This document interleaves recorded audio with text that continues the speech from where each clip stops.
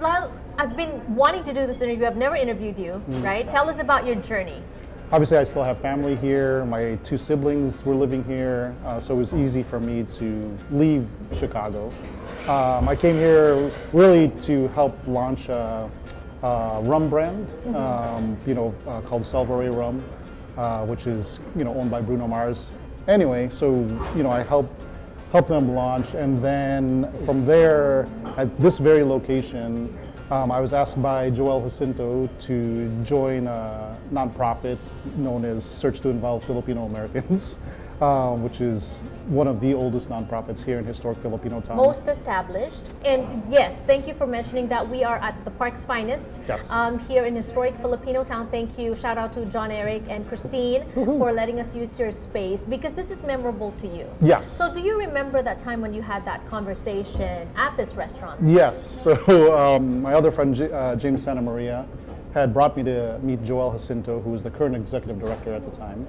And then, they were asking me, if I've ever done community service before. And, obviously because I have children, it was important for me to, join an organization that aligned with serving the youth and families, to also help preserve, and educate my own children on our heritage and culture. So since then, you've gotten involved with SIPA. In fact, at one point, you were the executive director running everything. President. President, Yeah. running everything. So from president of the board. So Yeah. from 2015 up until now, Yeah. you've done a lot to revamp SIPA. Tell us about those. Oh yeah, so pretty much, one of the reasons why Joel and James and some of the other board members had asked me to join was to help with intergenerational leadership, right? So at the time, a lot of my brothers and sisters on the board, they're a little older than me, and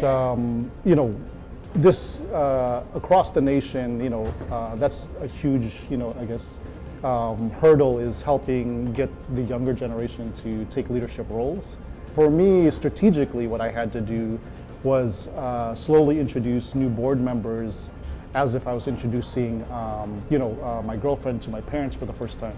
So, so when I introduced them to my fellow board members, a lot of the people that I brought on, were in very C-suite executive positions, or entrepreneurs, themselves, and very established. So, obviously it was easy for them to, accept them into, our little gang of misfits. So yeah, that was, that's kind of like Right. how I helped. You also shifted the focus at the time to get the support of Filipinos in culture and arts, Yeah. in Hollywood, in the industry, and all that. Yeah. What was the reasoning behind that? And one thing that I've learned is, there's a difference between community service and self-service, right? So, it's one thing when people, help the community, but not really showing anything that's kind of tangible, something that you could see, feel, and touch. So what I decided to do is use my platform, with my celebrity, relationships, with my, relationships within the entertainment industry, and bring it to the community so it's easier for people to kind of see, feel, and touch, and also get them engaged as well. So, if you give them opportunities, for them where they could physically see, and, the work that they're giving is impacting the community, I think that was kind of what was my mindset as far as, helping develop some of these new programs. Right. So you mentioned earlier that it's important for you to do community service because you have kids. Yeah. Anything else? What's driving you to keep working with the community, to keep connecting the people and the brands that you connect? I think really what's driving me is really helping empower and uplift our community. There are so many people that just don't have the access, and I think one of the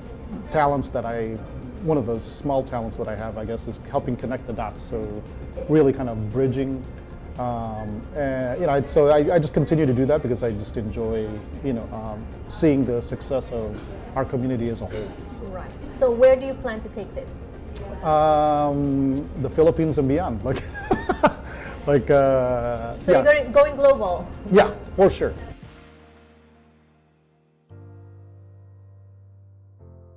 And so it is the season of giving, the season of spending, the season of inspiring. Also, it is the busiest season of the year. I know that's how I feel, especially when there's a lot going on, especially with children, and then add that to the holidays and then the holiday rush. And then so it just gets so busy, right?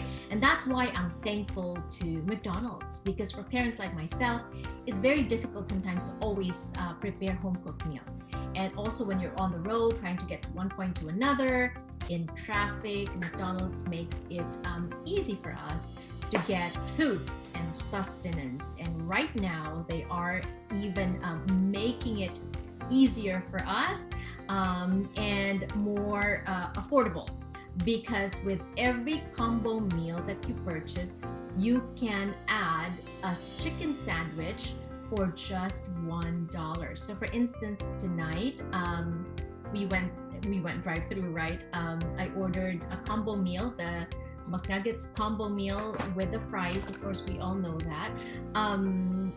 For my kids, right? The nuggets, and then I ordered the crispy chicken for just $1 for myself. And in fact, I've been wanting to try this yummy food. Thank you so much to McDonald's, guys. Make sure you try it for just $1 extra with any combo meal purchase. You can add a chicken sandwich, and there's 4 different kinds of chicken sandwich that you can choose from.